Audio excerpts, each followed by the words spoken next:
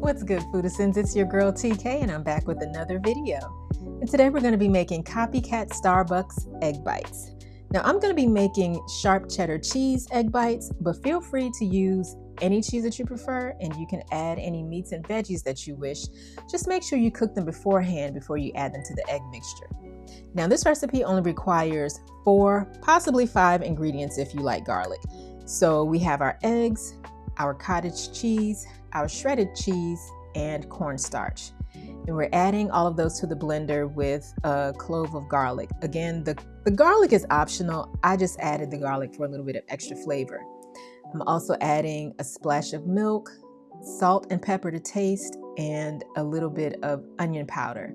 Again, those items are optional. I'm just adding them for a little bit of extra flavor.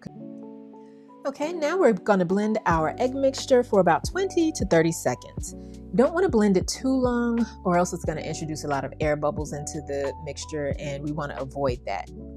Now we're oiling our muffin tin and getting that greased very well, and we're going to pour the egg mixture into the muffin tin. Now I will give this bit of advice. I would suggest shaking or stirring the egg mixture as you're pouring, because I noticed that as I got to the end of the pitcher, there was cheese settled at the bottom. So if you want to avoid that, just go ahead and give it a shake of, every now and then as you're pouring it into the mixture, or a shake or a stir.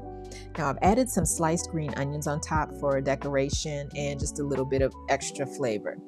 We're going to get that into the oven at 300 degrees into a water bath and bake for 20 to 30 minutes, but I would suggest around the 20-minute mark checking it for your preferred doneness, because I will admit mine were probably overcooked. However, I am kind of weird about eggs and egg texture, so I was fine with it being a little overcooked.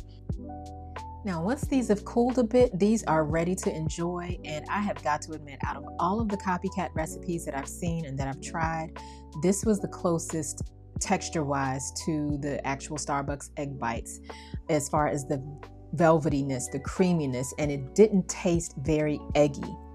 So guys, I hope you give this recipe a try. Let me know what you think, and until next time, take care.